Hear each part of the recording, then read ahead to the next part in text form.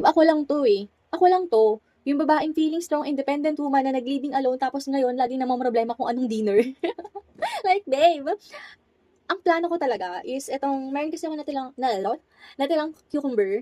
Eto, dalawa sila, 'di ba? Natirang cucumber tapos meron akong tuna, century tuna. So sabi ko, yun yung i-dinner ko. Tapos iniisip ko talaga kung ano yung ipa-partner ko sa kanya. Pero wala akong maisip. Tapos nagtanong ako kay coach, "Coach, ano bang magandang dinner sa 7-Eleven na may protein na gano'n, ganyan?" Sabi niya, chicken daw, meron do'n. So, meron na palang bago si 7-Eleven itong lemon herb baked chicken. So, tinry ko, bumili ako. At least, 'di ba, 22 grams of protein na 'to. Tapos ito, parang 7 grams or 9 grams yung century tuna. Look. Look. Hindi ko alam kung masarap, pero paano natin malalaman kung hindi natin susubukan? Pero babe, ito muna yung try natin. First time ko ginawa to. Cucumber, tapos yung tuna niya is yung make with calamansi. Yung century tuna na with calamansi. Try natin.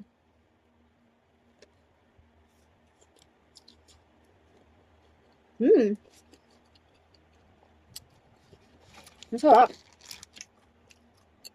Maasim-asim. Kasi naman calamansi. Sarap ah. Sarap.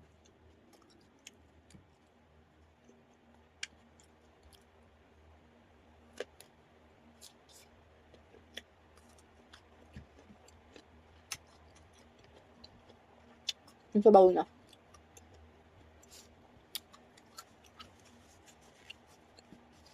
Sarap. Uulitin ko to. Kuha naman natin ang chicken ng 7-Eleven.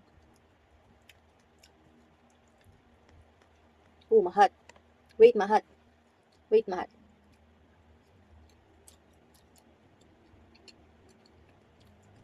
Okay naman. Sabi ko hindi ako magkakanin, pero sige, konti lang naman. Bigla siya siyang tinola. Legit, lasang tinola.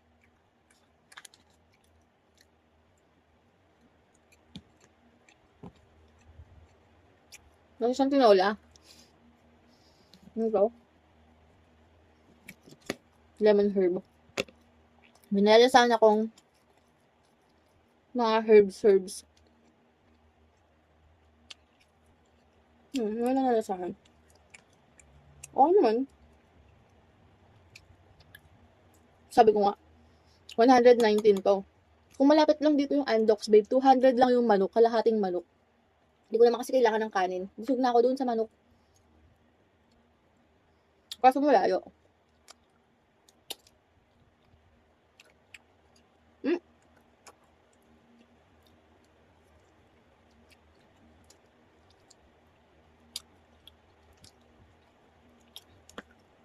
Okay naman.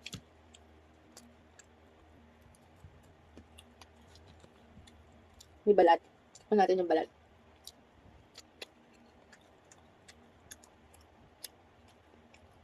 Sarap, lasang manok. Kaso ulit lang.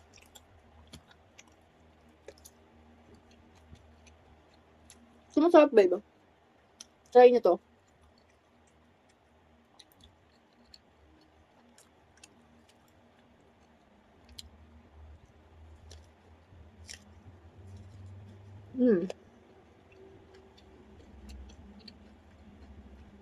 Wow. Bye, love you.